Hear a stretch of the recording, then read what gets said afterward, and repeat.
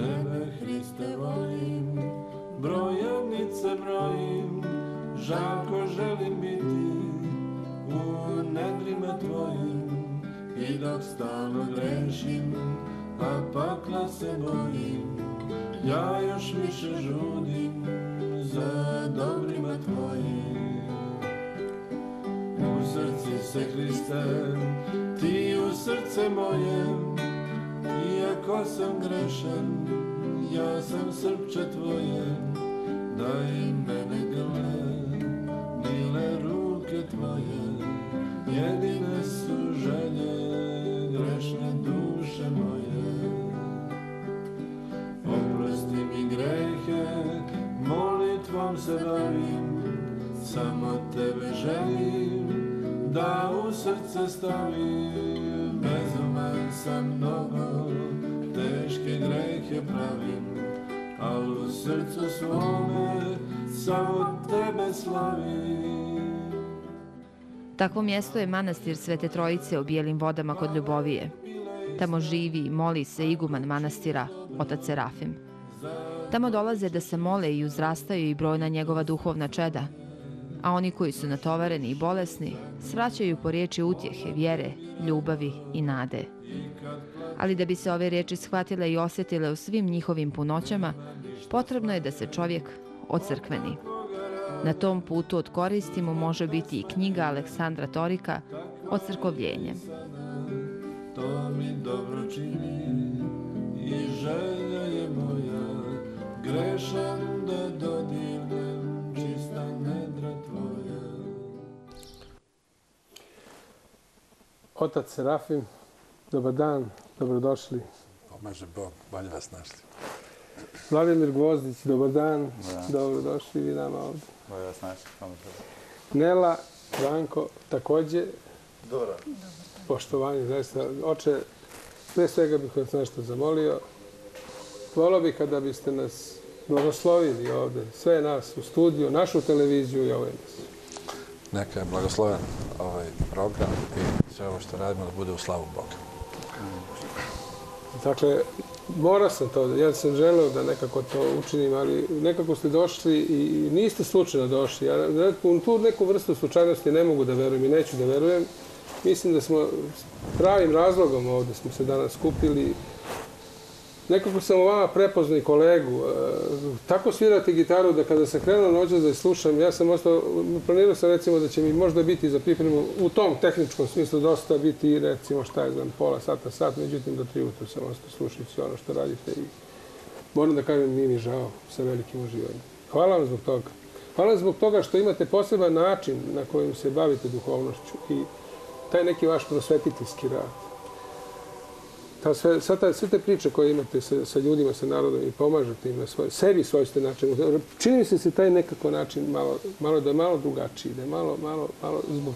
Kako je došlo do toga da ste napravili neku priču potpuno vašu, a opet zajedno sa svim onim što pravoslavlje krasi?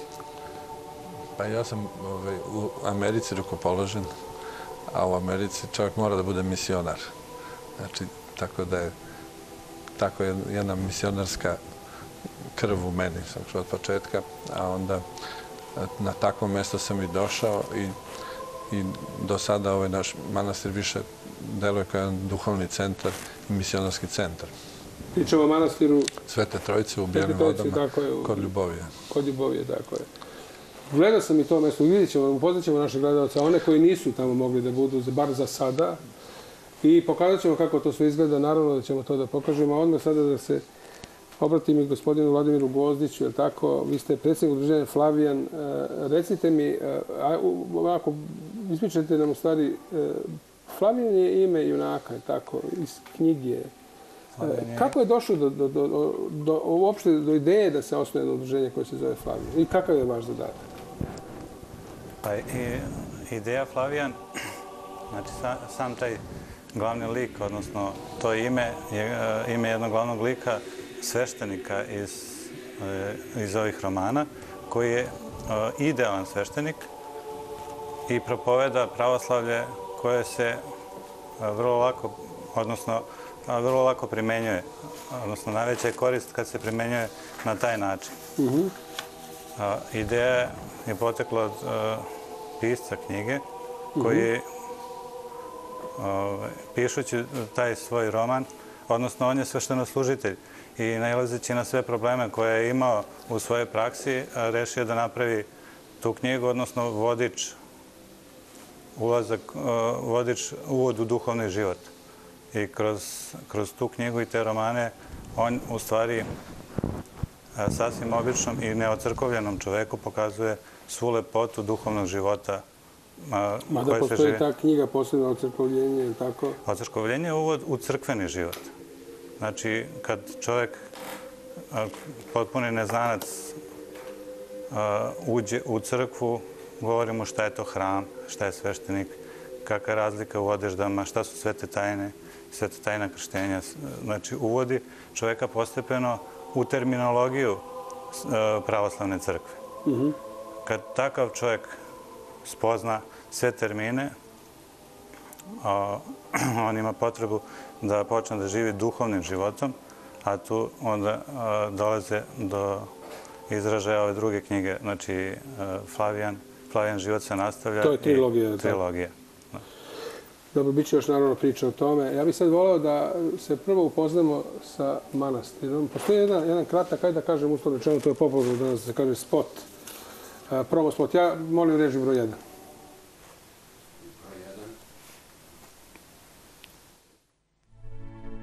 Svi ljudi imaju potrebu za molitvom, više nego što drveće ima potrebu za vodom. Zato što niti drveće može da daje plodove ukoliko ne upija vodu kroz korijenje, niti ćemo mi moći da donosimo skupocjene plodove pobožnosti ukoliko se ne napajamo molitvom. Zato treba i kada ustanemo iz postelje da preduhitrimo sunce službom Bogu, i kada sedimo za stolom radi obeda i kada se spremamo za počinak, ili bolje rečeno, svakog časa treba da uznosimo molitvu Bogu, prelazeći tako pomoću molitve jedan put koji je jednak dužini dana.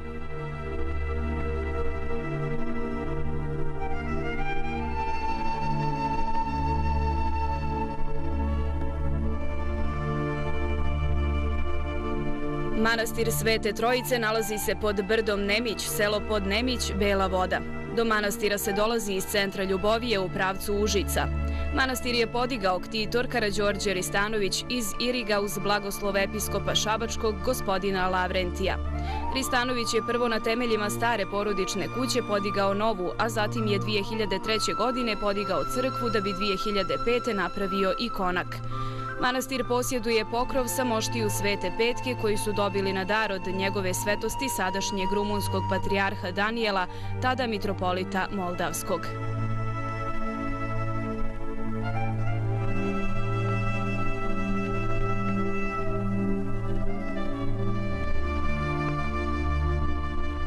Manastir Svete Trojice je zaživio 2005. godine sa dolaskom jeromonaha Serafima.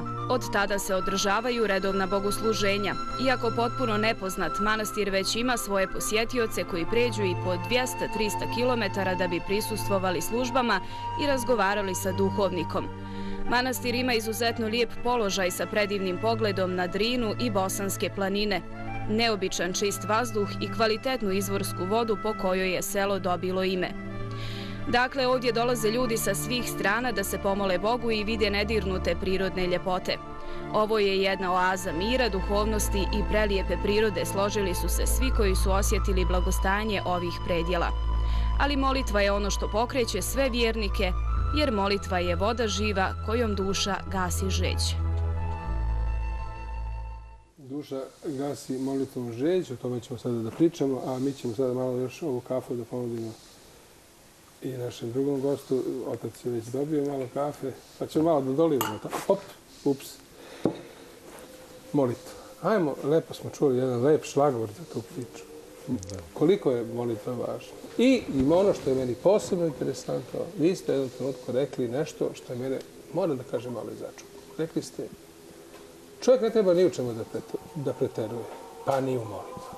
Sad, hajde, molim vas i meni, i svim ovim našim gledalcima, a pozdravljamo vas gde god da ste. Ja znam da ste u celom svijetu, da nas gledate i u Australiji, I u Bosni i Hercegovini, Republici Srpskoj posebno, Srbiji, gde god da ste, dobrodošli ste. Evo, neko se već javlja, a pitanje ostaje negde da lebdi, pa ćete nam sve to lepo reći. Kako je moguće da i to može da bude, ne mogu da kažem štetno, ali zašto ne treba preterivati ni u tom smislu, ali sada vi. Dobar dan, odakle zovete? Halo? Jeste tu? Ako ste tu, javite nam se. Halo? Malo to izgleda teže, ide s ovim. Imamo taj jedan jedini... Da čujem. Da kažemo prvo šta je molitva. Molitva je hrana za dušu. Kao što telo dobija hranu svaki dan. To vrlo smo revnosni kad hranimo telo. Znači damo mu i doručak, i ručak, i večeru, pa i užinu. Telo je vrlo zahtevno i stalno kuka za nečim. Stalno hoće ovo, ali hoće i ovo. duša traži svoju hranu. A dušina hrana je molitva. Znači, tako da i duša uzrasta. Ako joj damo njenu pravu hranu, ona uzrasta. Onda, ako joj ne damo, onda ostaje kao jedno malo dete koje se nije razvilo. I onda nije sposobno da se brani tako lako od napada kroz koje prolazi kroz život. Zato je molitva toliko važna. Ali kao što se može preterati u hrani, jel što je? Da vam se duša ne ugoji. Tako je. Ne treba preterati ni u čemu, pa ni u molitvi, jer može doći do zasićenja, pa posle čovjek da izgubi sasvim molitvu, posle da ne može da se moli. Znači, sve treba da se radi sa merom i sa... Zato postoji duhovno vođstvo, postoje sveštenici i zato treba čovjek da se negde ogleda i neko da prati njegovu dušu, jer kad smo sami, najlakše ćemo da pogrešimo i da padnemo u neku samovolju ili prelest. Ili u depresiju? U depresiju se pada kad se ne molimo. Obrnuto. Da li sada imamo neko pored telefona? Halo, dobar dan. Halo? Halo? Izvolite. Halo, dobar dan. Poštovanje, odakle zovete? Zovem iz Beograda, samo bih želela da pozdravim oca Serafima. Hvala. I puno sreće i zdravlja mu želim. Inače, ovde je Dara Vulović, majka Sašina. Hvala vam, da. Eto, svako dobro. Prijatno. Hvala vama što ste se javili, ali mi ćemo nekako ovaj razgovor da vodimo tako što ćemo nekako da utkamo u celu tu priču muzika koja jeste nerazdvojena deo vas, vašeg bića, vaše filozofije i ko zna čega još, ali to ćete nam vi reći. Pa predlažem sada, pošto su ovde ovi divni ljudi koji su došli sa vama, da nam malo i uz vas počnemo polako da se šetamo malo i kroz tu priču o duhovnosti, o svemu tome, ali Boga mi je o priči o muzici.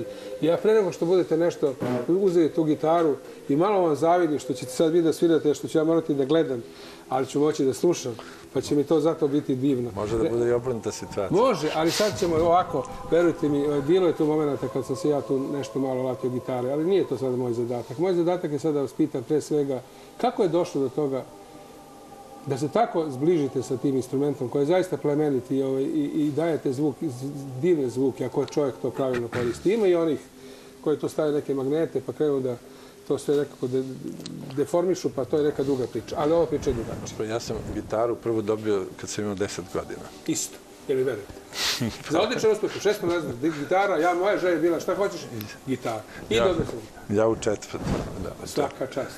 Da, i tu sam počeo tako pomalo da sviram. Bio je jedan mladić koji me naučio osnovne stvari, Rade Popović se zvao i posle sam ja tako sam nastavio da učim i bavio sam se muzikom kao hobijem. Znači, muzika je uvek bila hobi. Išao sam u muzičku školu u Mokranjac, učio sam flautu tamo i fagot, ali sam prekinuo jer sam počeo studiram elektrotehniku, pa nisam mogao da nastavim muzičku školu. Ali gitaru sam uvek imao kao hobi i tako bavio sam se. Čekajte, nije to više samo hobi, jel da? To je nekako sada nešto što... Muzika je moja ljubav, što kažem. Znači više od hobija, ja mislim da je ljubav. Predlažem da sada možda... Tamo gde ne može da stigne recimo reč. Stiže muzika. Tako. Pa malo smo čuli, čućemo još, imamo još neke spotove tu. Evo pesma sa našeg novog CD-a, zove se Moj deda Dušan Silni. Evo.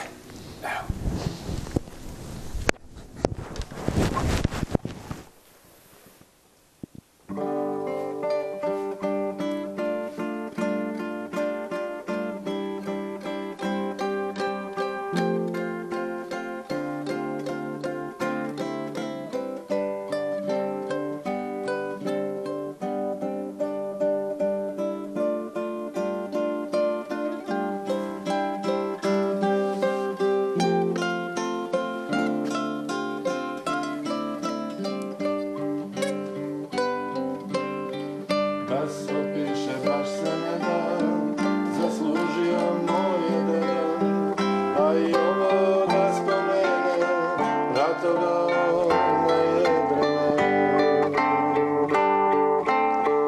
Šinja beše korešata, Bogu hvala ostaje to.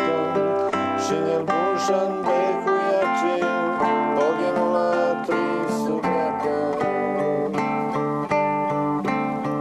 Beše rušan, al ga kuršom ne zakači.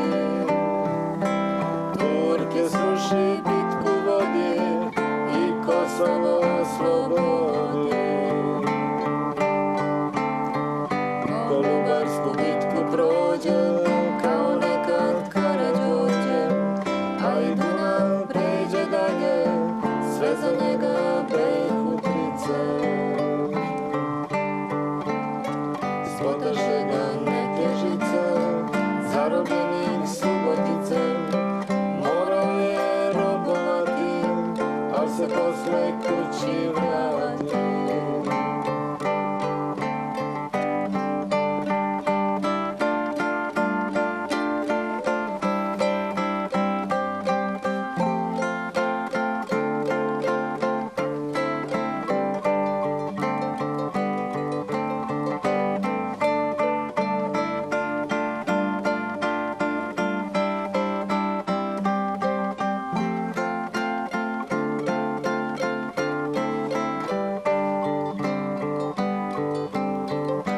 Dece muke ljute, po Srbiji razasute, poredim ga neću ničim, sa dedom se mojim dičim. Za Beograd vozom čirom, sve sam s dedom prošao mirom, prvo muško volio me i sa sobom vodio je. Mnogo čemu me učio, miljenik sam njemu bio, Dušan beše njemu ime, ja se mnogo dičim time.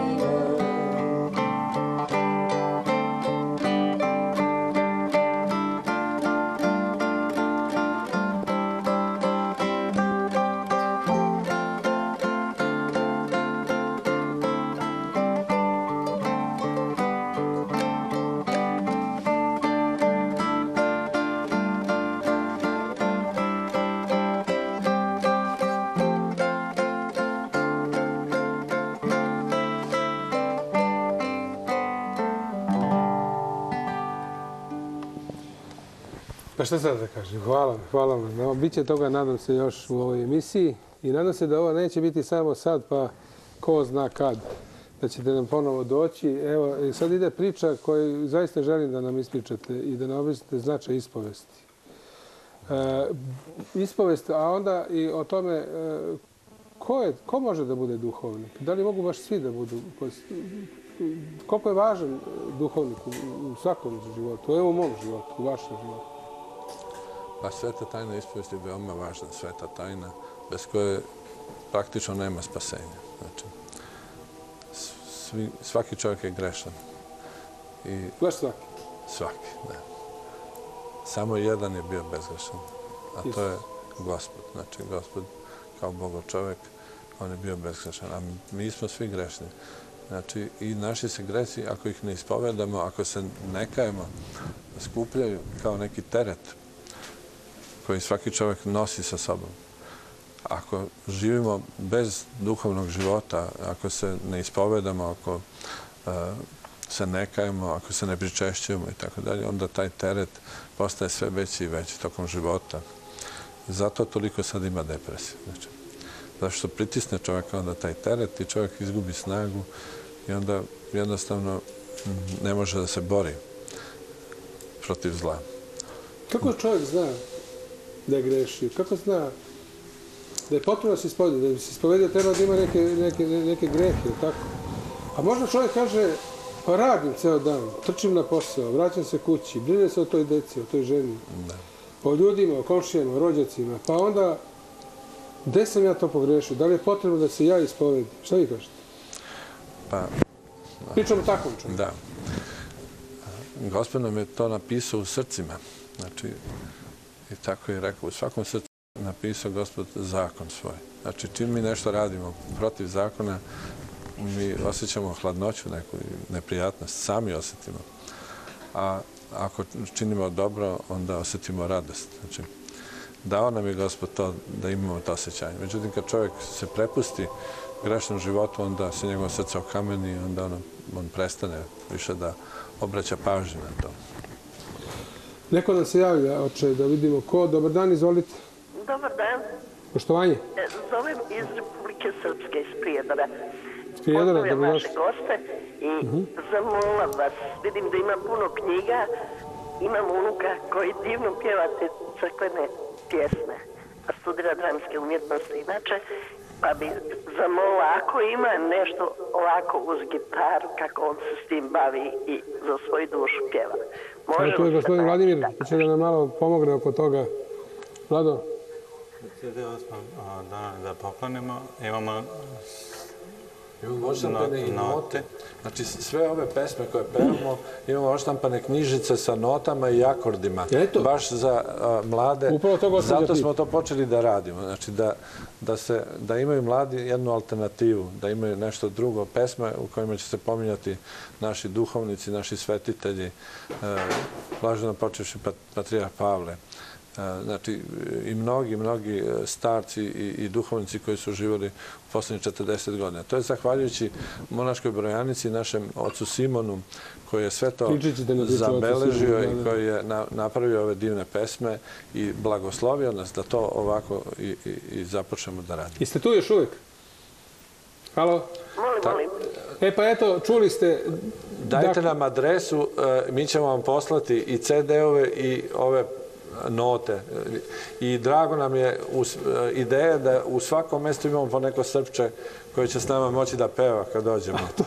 Tako da, eto, kad dođemo u Prijedor... Ne može da se posveti toliko horskom pjevanju u crkvi, a toliko divno pjeva. Toliko baš onako... Pa rado ćemo ga primiti, a peva sa nama. Jeste čuli? Hvala vam puno. A kako da ostavimo adresu režije?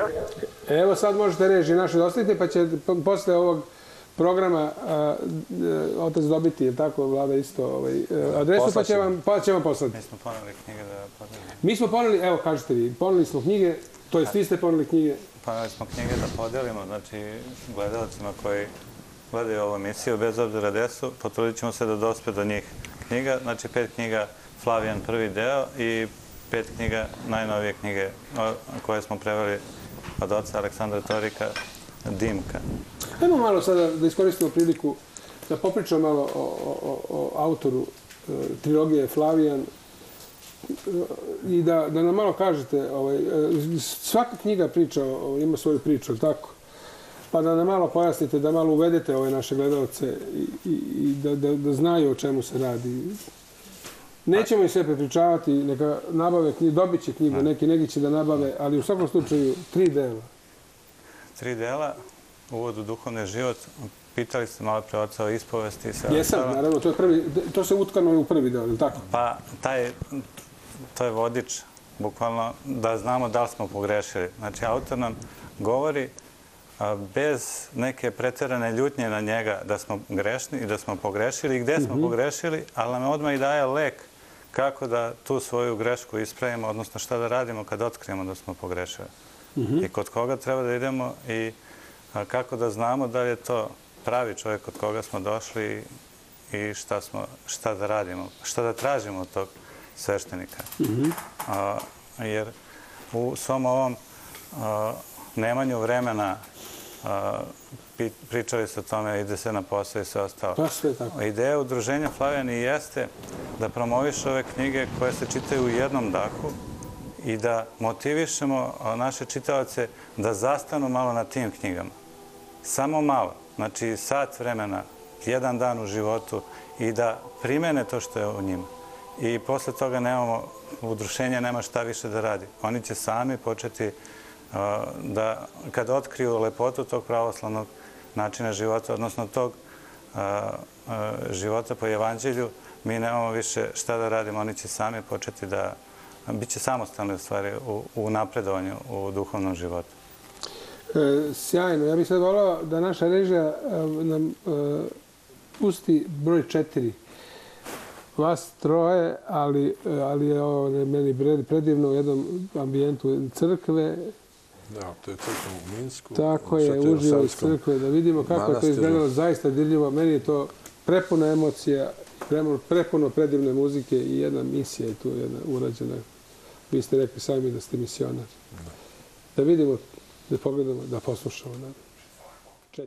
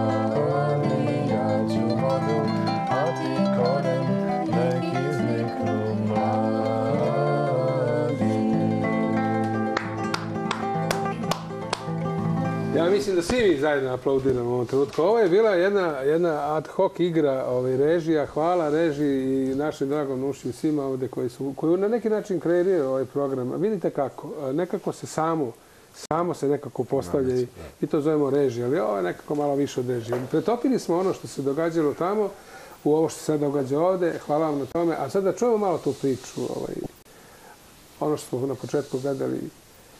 Kažete da ste zaplakali u jednom trenutku. Da, pa ovaj koncert u Minsku je bio nešto izuzetno. To je bilo pozvato 4 izuzetno dobra hora. Znači, 2 iz Moskve, Valamski hor koji na podvorju isto moskovskom peva, jedan dečji hor isto iz Moskve i jedan vizantijski hor. I mi smo pozvani kao 5. učesnik. Znači, svaki učesnik ima po 20 minuta programa I mi smo bili, u planu smo imali da pevamo samo pesme sa naših CD-ova. Međutim, oni su nas na kraju izmolili da ipak jednu pesmu uradimo neku kao narodnu i tako da. I mi smo onda uzeli da pevamo Kosovske božure. I ja sam prvi put nekako, kad sam otpevao ono na Kosovu ništa nema osim trnja i kamenja, to me tako pogodilo da sam počeo da plačem. I onda sam ja prestao da pevam u stvari. Tako da se čuje samo Nelin glas. Božanstven Nelin glas, samo da kažem. Nela, svaka čast. I samo da kažem, Nela je, rekli ste mi iz Vranića, je tako? Da. Kako se nalazite? A dokle ste vi? Ja sam rodom iz Ljubovije, ali trenutno živim ovdje. U Beogradu. Znači, sad mi recite, kako... Ja sam rodom iz Beograda, ali trenutno živim u Ljuboviji. I vi? Vlada? Svi smo nekako odavde, a trenutno neko tamo, neko ovde, ali kako se nalazite? Kako se dogovarate da vežbate, da se pripremate? Kad sam se vratio iz Grčke, ja sam boravio 3 meseca u Meljaku. Onda sam išao u Vraničku crkvu. Lepo mesto u I tako sam pevao sa Vraničkim horom i pomagao u službi. I tako sam upoznao Vranićane, među njima i Nelu i ceo hor njihov. Pa kad sam dobio mesto u Ljuboviji, onda je Vranički hor a naročito Nela među prvima su dolazili svake nedelje da bi ja služio, jer nisam imao tamo nikoga, ni pojica, ni nikog, bio sam sam u manastiru u početku. Tako da su oni pomogli da se podigne manastir, da krene sa službom i sve. A Branko je rodom iz Ljubovije, on je studirao u Holandiji, tamo je bio kod oca Voje Bilbije u horu i pomagao i pevao. A onda kad se vratio, došao je u naš manastir, tako smo se upoznali i Branko me natvorio. Ja nisam svirao gitaru, 20 godina sam, što kažem, pauzirao. Zato što ste bili nekog vizantijskog, što ste Pa da. Kad sam počeo da pevam u Kanadi? Ne, kad sam počeo da pevam još u Beogradu, u horu, pevao sam prvo u prvom beogradskom, pa posle u Vavedenju, pa pevali malo Vizantiju. Onda sam prestao polako da sviram, više mi ispunjavala ta duhovna muzika i nisam dugo svirao. I sad Branko, jednom smo na jednoj slavi nešto zasvirali zajedno, onda on imao je 2 gitare i on mi dao jednu svoju i kaže, ajde kad se uželiš ponekad, malo ti zasviraj. I tako sam ja ponekad malo održavao kondiciju. Ja sam moram da kažem, Branko mora se ispovedi pod hit. Upotrebio je lukavost. Šali se. Branko. Ali dobro, ovo je bilo u jednoj dobroj želji i Bogu hvala ste to radili. Onda se pojavio otac Simon i rekao... Ajmo sad, ja vas molim, posle ovog gledalca ili gledateljke koji se javljaju, da nam ispričate priču o otacu Simonu. Izuzetna priča, zaista sam uživao u njoj, ali sam ja uživao, ali volio da bi da podelimo to i sa našim gledalcima. Dobar dan, odakle zovete? Hvala, dobar dan, Anđelka iz Beograda. Anđelka, dobrodošli. Pozdravljam sve u studiju, oduševljena sam. Prvom prilikom ću obići manastir Bele vode. Bila sam često manastire. I milo mi je što deca u školi isto se vratila veronauka. Unuka mi ide 2. razred, znači sve prati, zna, peva lepo. Pa bi vas zamolila za jednu knjigu. Hoćemo. Dakle, dobili ste knjigu, možete doći ovde kod nas kada ste iz Beograda, ovde na prijemni pult ove televizije, kod našega Vlade. Čeka vas knjiga i CD. Dakle, moći ćete da čitate i da uživate u ovoj predivnoj muzici. Jeste tu još uvek? Sve tu. Dobro. Na knjizi. Imate li vi neko vaše viđenje ovog našeg druženja? Kako vi gledate na ove priče koje smo malo krenuli ovde da pričamo? Imate li vi neko, u tom smislu neko iskustvo? Da li ste se nekad ispovedili? Jesam. Jeste? Jesam. I kako ste se posle toga osjećali? Baš u Rakovici, u manastiru i Rakovici. U manastiru Rakovici? Da. Ja znam da je tamo blagopočivši, ja teško izgovorim, Patija Pavle, naravno, i posebno mesto. Kažu čak da taj grob ponekada sija. Ste čuli za to? Samo bih vas zamolila, neko od gostiju da potpiše knjigu. Dobro. Vaša želja će biti... Može da potpis samo neko od vaših gostiju? Naravno, draga gospođa. Za koga? Malo Janji. Anji, malo Janji. Hoćemo. Priča o ocu Simonu. Da. Je zaista jedna fascinantna priča. Ja bih volio da podelimo to sad zajedno. Otac Simon je studenički monah. On je 37. godište. I Kažete je, znači živ je? Da, on je kod nas u manastiru. A tu je? Aha. Sada je sabrat našeg manastira. Bio je dugo godina u Studenici, posle bio u Jovanju Ovčar-Kablarskom, a sad je sabrat našeg manastira. Sa ocem sam se upoznao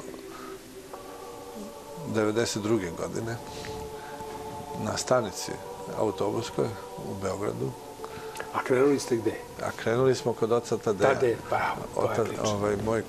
Moj kum i ja, jer moj kum je odlazio kod oca više puta, pa i mene tako prvi put poveo. Ovo je već bio drugi ili treći put da smo išli. I sad mi smo stajali tako na ogradi, se čekali da dođe vreme da idemo. I od svih ljudi na stanici otac je prišao baš s nama dvojici i pitao gde ste vas dvojica pošli. Što je karakteristično za oca. I mi kažemo, idemo kod oca Tadeja. On kaže, idem ja, idemo lepo zajedno. I tako je seo sa nama i celim putem smo mi razgovarali. On je bio došao iz Austrije tada, pa nam je pričao kako je video plamen sa obe strane puta i tačno posle toga se rasplamsao rat u Slavoniji i sa leve strane i sa desne strane, kasnije u Bosni i tako dalje. I tako smo uspostavili kontakt. Kasnije sam ja otišao još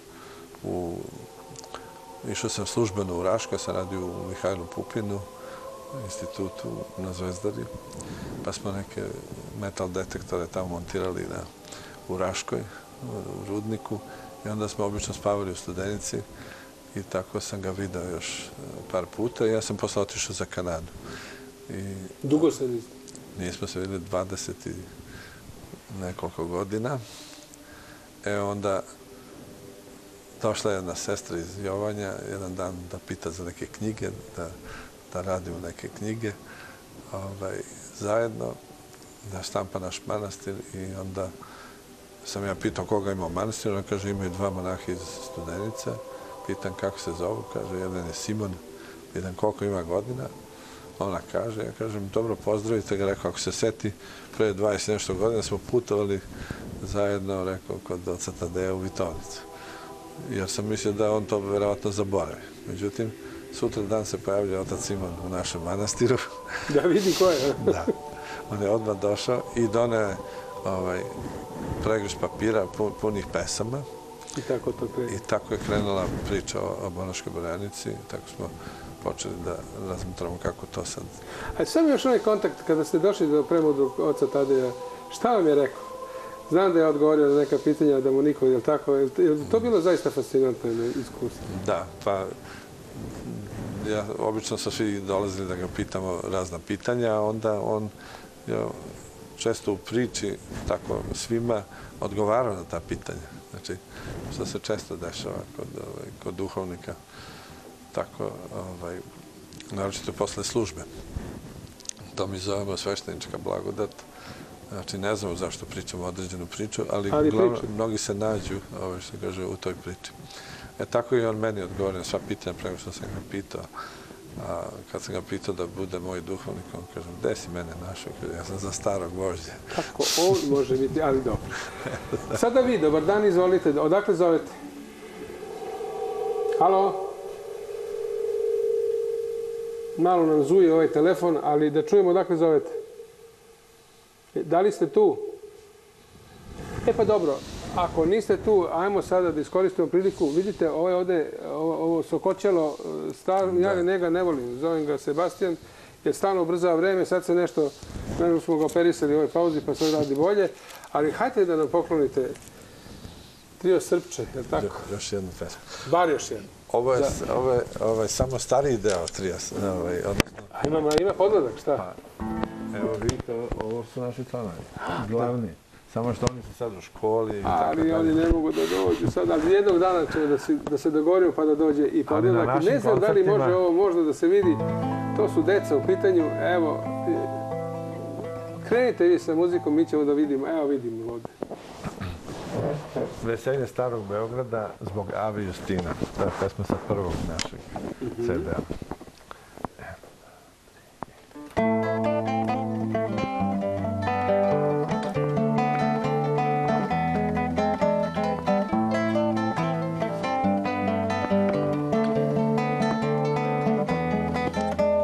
Veseli se Dunav, raduje se Sava, svaki je to pita, hoće doći Ava.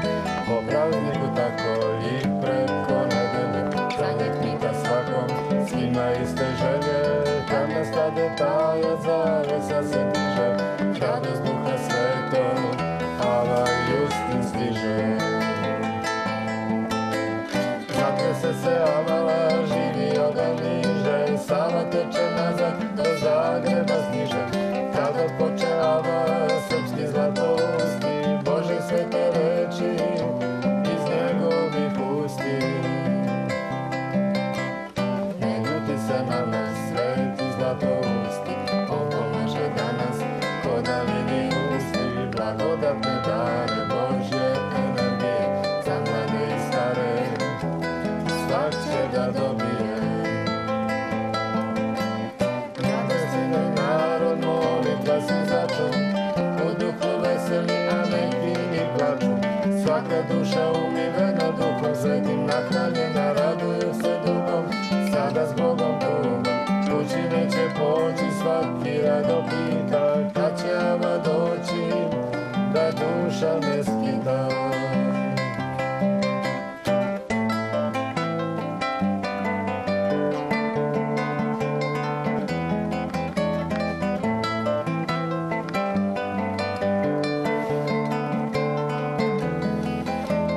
Veseli se narod celog Beograda, svuda Ava ima duhovnijeg čada. Kako nekad bilo, tako je i sada. Veseli se narod celog Beograda. Radostan je narod, molitva se začu, u duhu veseli, a neki i plaču. Svaka duša umivena duhom svetim, nahranjena, raduju se dugom, sada s Bogom tugom. Kući neće poći, svaki rado pita, kad će Ava doći, da duša ne skita. Veseli se narod celog Beograda, svuda Ava ima duhovnijeg čada. Kako nekad bilo, tako je i sada. Veseli se narod celog Beograda.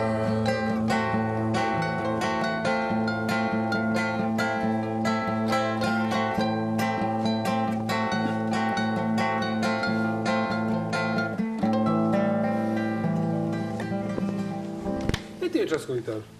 Mogu. Pazite ovaj motiv koji ste sad osvirali, a slušaj sad nešto što sam ja u svoje vreme sad ja dogovorio.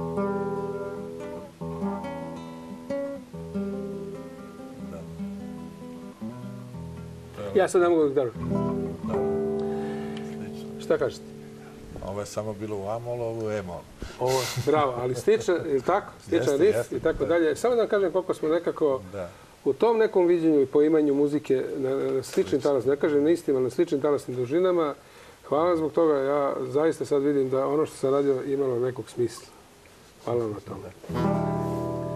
Koristite te neke ukrase harmonske i to je mnogo lepo i nekako je to sve na jednom višem, ako tako mogu da kažem, nivou. Ajmo sad ovako, imamo taman toliko vremena da malo popričamo o jednoj najnovoj knjizi gospodina oca, ili kako se već kaže, gospodina Torika oca, naravno, Dimka. Šta sad ta knjiga govori?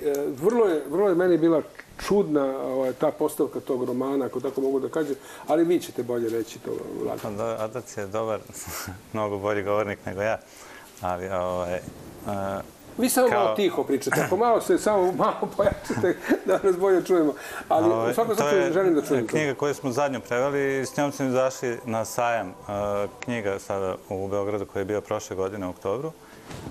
Knjiga koja je pisana u formi bajki.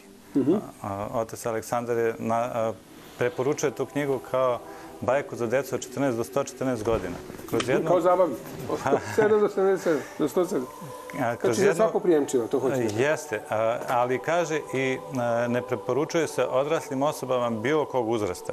Znači, on u Evanđelju piše da treba ostanemo uvek kao deca, čisti i otvoreni da primamo sve bez osude.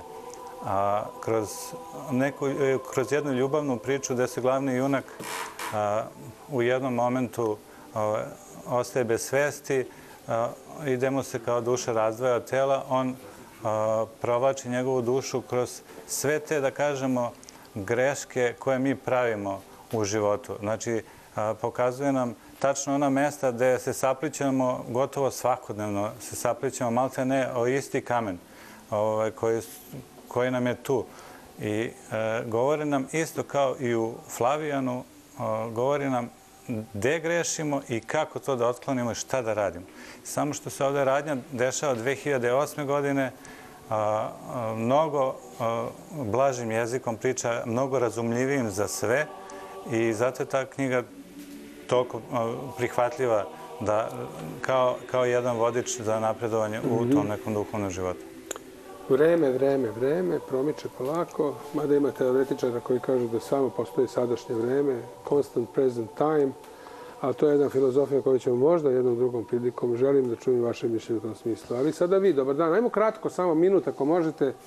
Dobar dan, dobrodošli u svakom slučaju. Halo, dobar dan. Poštovanje, izvolite. Pozdravljam nešto vas i vaše goste puno. Sviđa mi se emisija. Htjela bih da čujem gde se nalazi taj manastir Bijele vode. Manastir se nalazi pored Ljubovije, a Ljubovija je između Malog Zvornika i Bajine Bašte. Znači na obali Drine. Preko puta Bratunca. Da li planirate da posjetite manastir? Htjela bih da posjetim, samo ne znam kad bi bilo pogodno i da li treba da se sprovede neki post da bi se moglo doći do tamo. Lepo pitanje. Da, budite, ne prekidajte vezu. Treba da postiti po kalendaru kako se kaže. Evo sad je krenuo, sad više nisu trapave sedmice, znači sreda i petak se poste. Regularno. Da, regularno i tako. Znači, možete doći, evo mi smo od sutra ponovo u manastiru, pa preko vikenda može uvek da se dođe i tako. Čuli ste? To može bez posta, kako? A čuli ste? Da, hvala. Znači, regularno post, sreda, petak, postite i onda bez problema možete da dođete, recimo za vikend. Otac je predložio vikend, ja mislim da je to pametno, jer nekako je...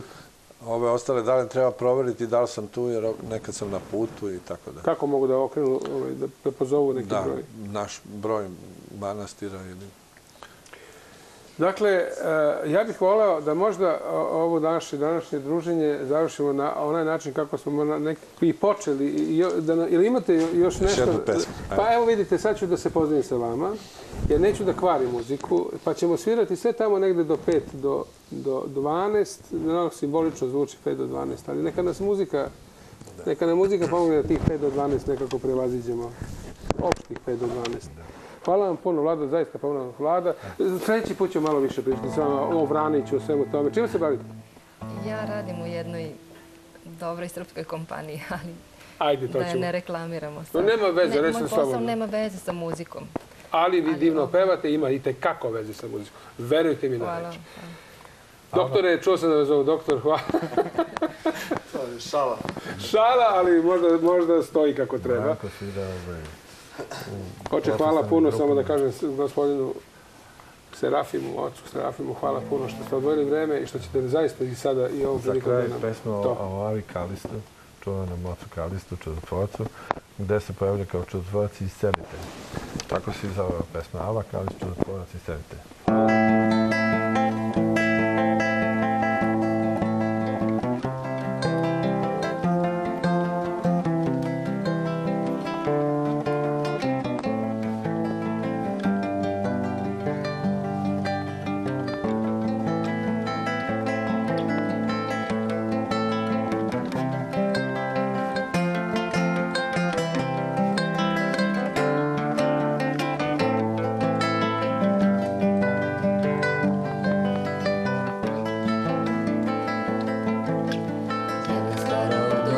sirotica. Sina vodi đavo, imam spopala ga padavica. Pomozite meni i još mome sinu, da me teške ove sada muke minu. I cela se mene plaši okolina, a od mene još i više od mog sina. Pa zavapi jako sirotica žena, mukom teškom bolu, jako izmučena. Muke muče više od 20 godina.